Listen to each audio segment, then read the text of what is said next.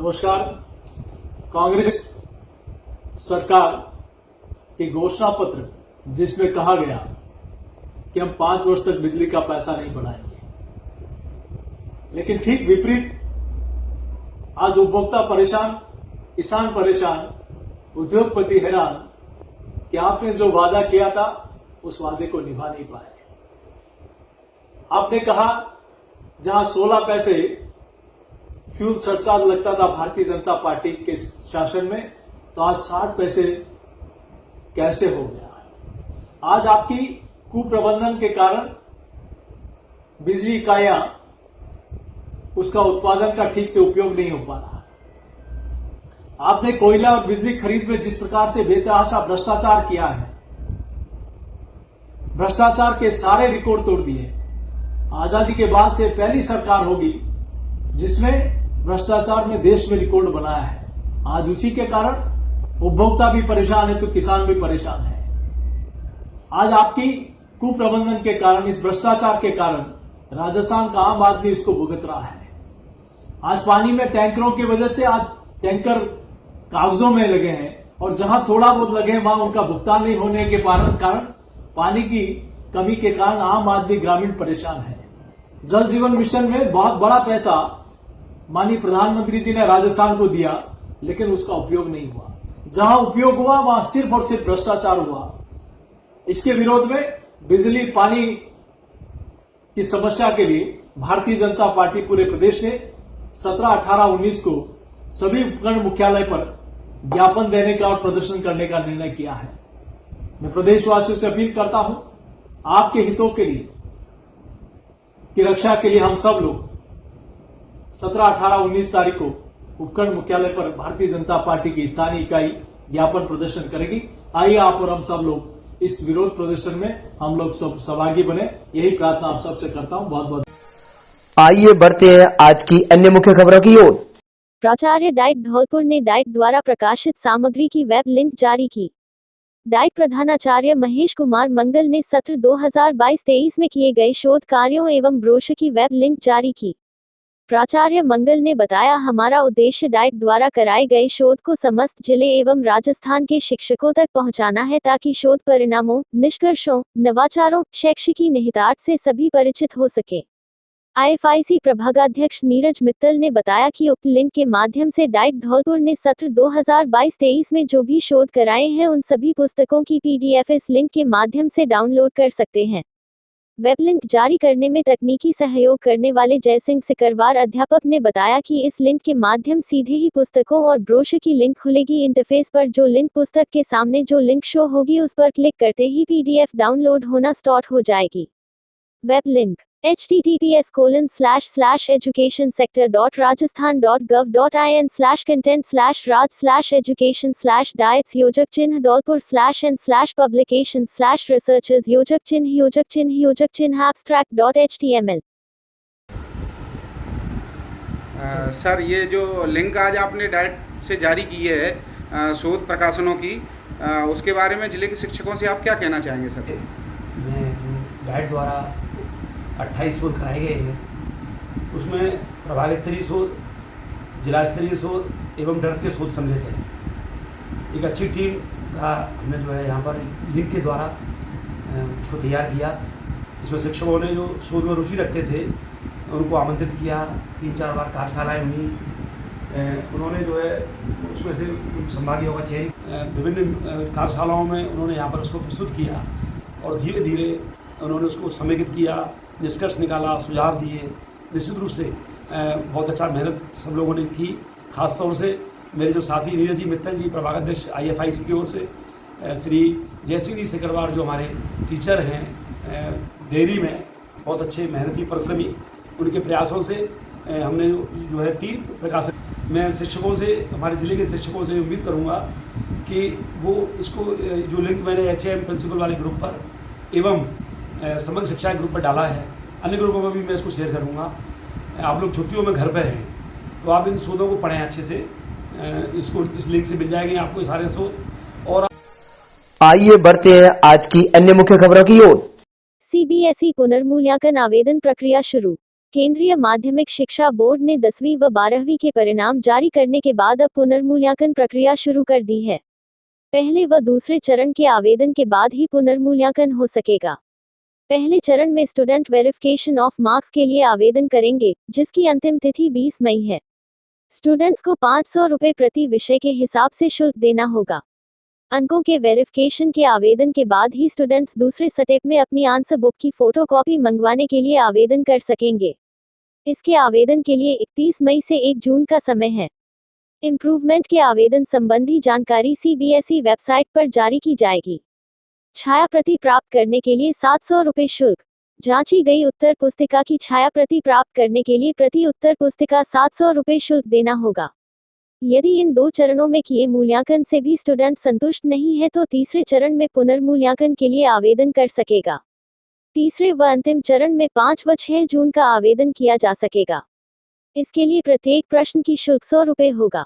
Expert Amit Ahuja ने बताया कि कोविड के बाद अब IIT-NIT प्रवेश प्रक्रिया में 75% बोर्ड प्राप्तांक की बाध्यता को जारी कर दिया है। ऐसे में इस वर्ष 2024 की JEE 12वीं परीक्षा संभवतः बोर्ड पात्रता 75% सामान्य OBC व EWS के लिए एवं व PWD के लिए 65% अथवा कैटेगरी अनुसार टॉप 20 परसेंटाइल की गई है। ऐसे विद्यार्थी जिन्हें बोर्ड में 75% अंक प्राप्त नहीं हुए, उन्हें इस अवसर का लाभ उठाना चाहिए।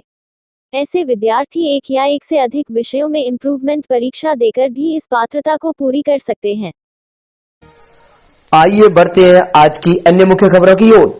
गहने गिरवी रखने आए किसान दंपति से समय पूछने के बहाने लूट। बाड़ी उपखंड के कंचनपुर थाना क्षेत्र के कांसपुरा गांव निवासी एक किसान दंपति को आज 2 किशोरों में बातों में लगाकर लूट की वारदात का शिकार बनाया है। टाइम पूछने के बहाने 2 किशोर किसान दंपति का रुपयों और चांदी के आभूषणों से भरा थैला लेकर गायब हो गए। बीच बाजार में हुई इस घटना के बाद जैसे ही किसान की पत्नी चिल्लाई तो लोगों को घटना की जानकारी हुई। लोग जब तक कुछ समझ पाते दोनों आरोपी थैले को लेकर रफूचक्कर हो गए। घटना की सूचना पर कोतवाली पुलिस, गुमट चौकी पुलिस, टाउन चौकी पुलिस मौके पर पहुंची और आसपास के क्षेत्र में आरोपित किशोरों की तलाश की गई, लेकिन कोई सुराग हाथ नहीं लगा। जिस जगह यह घटना हुई है वहां कोई CCTV कैमरा नहीं होने के चलते वारदात कैमरे में कैद नहीं हुई। घटनास्थल से कुछ दूरी पर एक मिष्ठान की दुकान पर लगे कैमरों में पुलिस ने आरोपित किशोरों के पता लगाने का प्रयास किया, लेकिन घटना का कोई सुराग अभी हाथ नहीं लगा है। पुलिस मामले की जांच में जुटी है। जानकारी के अनुसार कंचनपुर थाना क्षेत्र के कांसपुरा गांव निवासी 55 वर्षीय भगवान दास पुत्र श्रीचंद कुशवाहा अपनी पत्नी कमला के साथ आज सुबह टेम्पो से बाड़ी आया था, जहां गुमट स्कूल के पास उन्होंने नाश्ता किया। इसके बाद वे पंजाब नेशनल बैंक पहुंचे, जहां उन्होंने अपने खाते से 1,04,000 रुपए की राशि निकाली और वापस गुमट स्कूल के पास आकर बैठ गए। उसकी पत्नी पास की प्याऊ से पानी पीने चली गई। इस दौरान 2 किशोर जो उनके पास इधर उधर खड़े हुए थे, उनमें से एक ने टाइम पूछा। जैसे ही उसने अपना चेहरा किशोर की तरफ किया, दूसरा किशोर थैले को लेकर गायब हो गया। किसान के थैले में नकदी के साथ रखे थे आभूषण। पीड़ित किसान भगवान दास ने बताया कि उसके थैले में नकदी के साथ बैंक की डायरी, 2 चांदी की करधनी और आधी किलो चांदी के खड़ाव रखे हुए थे, जिनको वह किसी सेठ की दुकान पर गिरवी रखकर नकदी लेने जा रहा था। लेकिन इससे पूर्व ही उनके साथ वारदात हो गई। खेत खरीदने के लिए निकाली थी नकदी। फिर किसान भगवान दास और उसकी पत्नी कमला ने बताया कि उनके खेत नहीं था। कुछ पैसे एकत्रित किए और घर के आभूषणों को बाजार में गिरवी रखकर खेत खरीदना चाह रहे थे, जिसको लेकर गांव में किसी से सौदा किया था और यह रकम देनी थी, लेकिन इससे पूर्व ही वे लूट गए। अब उनके पास कुछ भी नहीं बचा है। पीड़ित महिला का रो रो कर बुरा हाल है। उसमें 1,04,000 रुपए थे, 2 कंदोनी, आधी किलो रुपयों को कभी उनसे तो रुपया निकाले थे। वहाँ से हम आए थे दोनों, घरवाली मेरी पानी पीने चली गई, मेरे पैरों पर रखा। एक ने टाइम पूछा मेरे को, दूसरा इधर को लेके चला तो खेत के लिए सब। आइए बढ़ते हैं आज की अन्य मुख्य खबरों की ओर। बंद करो खुशबू सिंह मुर्दाबाद, मुर्दाबाद मुर्दाबाद, अंतलाल मक्कड़ मुर्दाबाद, मुर्दाबाद मुर्दाबाद, अंतलाल मक्कड़ मुर्दाबाद, मुर्दाबाद मुर्दाबाद, खुशबू सिंह मुर्दाबाद, मुर्दाबाद मुर्दाबाद, भ्रष्टाचार। मैं मुकेश कुमार निषाद, पार्षद वार्ड नंबर 19 से। हमारी तीसरे दिन तक हड़ताल जारी है। किरमत जो अनशन चल रहा है, लगातार 5-5 सदस्य बैठ रहे हैं। मेन मुद्दा ये है कि जो चीतरिया ताल का जो पानी है उससे कई कॉलोनियों में जल भराव रहता है, उसकी डीपीआर तैयार कराई जाए और उसका विकास कार्य हो। दूसरा, 1947 से जो देश आज़ाद हुआ उसके बाद धौलपुर के किनारे, चंबल किनारे 2 गांव में, एक राजघाट बरकापुरा, इनों में आज तक कोई भी पट्टा जारी नहीं हुआ है, जबकि वो भी एक नगर परिषद का हिस्सा है। आज आप वहां पर जाकर देखें कि ना तो रोड है, ना ही पानी है, ना लाइट है, और ना ही वहाँ पे कोई भी ऐसी जो मूलभूत सुविधाओं से वंचित है। और तीसरा एक और मुद्दा है जो कि 16 खम्मा जो जेल रोड के पीछे, वो भी नगर परिषद का हिस्सा है, वो भी धौलपुर की मतलब नगर परिषद होते हुए भी वहाँ पे भी कोई विकास का कार्य नहीं हुआ है। आइए बढ़ते हैं आज की अन्य मुख्य खबरों की ओर। सिलेंडर में आग लगने से झुलसे दंपति गंभीर हालत में अस्पताल में भर्ती, फायर ब्रिगेड की गाड़ी ने पाया काबू। कोतवाली थाना क्षेत्र की हाउसिंग बोर्ड कॉलोनी में सिलेंडर लीकेज होने के चलते खाना बनाते समय आग लग गई। आग को बुझाने के दौरान दंपति झुलस गए। आग की चपेट में आने से गंभीर रूप से झुलसे दंपति को स्थानीय लोग इलाज के लिए जिला अस्पताल लेकर पहुंचे, जहां से उन्हें इलाज के लिए रेफर कर दिया गया। घटना के दौरान स्थानीय लोगों की मदद से सिलेंडर को घर से बाहर निकाला गया। सूचना के बाद मौके पर पहुंची दमकल ने सिलेंडर पर पानी डालकर आग बुझाई। मौके पर मौजूद स्थानीय लोगों ने बताया कि हाउसिंग बोर्ड कॉलोनी के सेक्टर 3 में रहने वाला बलराम और उसकी पत्नी संध्या घर पर अकेले रहते हैं। सुबह पति बलराम के RECL फैक्ट्री में ड्यूटी पर जाने के लिए उसकी पत्नी संध्या घर में खाना बना रही थी। इसी दौरान सिलेंडर में लीकेज होने के कारण आग लग गई। आग को बढ़ता देख संध्या और उसका पति बलराम सिलेंडर को निकालकर बाहर ले जाने लगा। इस दौरान दोनों ही आग से झुलस गए। आग को बढ़ता देख स्थानीय लोग मौके पर पहुंच गए, जिन्होंने मिट्टी और पानी डालकर सिलेंडर को घर से बाहर निकालकर आग को बुझाने का प्रयास किया। आग की सूचना के बाद दमकल भी मौके पर पहुंची और आग पर काबू पाया गया। घटना में दंपति गंभीर रूप से झुलस गए, जिनका निजी अस्पताल में इलाज किया जा रहा है। आपके अपने न्यूज चैनल रणछोड़ टीवी में खबरें व विज्ञापन लगवाने के लिए वीडियो स्क्रीन पर दिख रहे इन नंबरों पर खबरें भेजें व अपने विज्ञापन भेजें।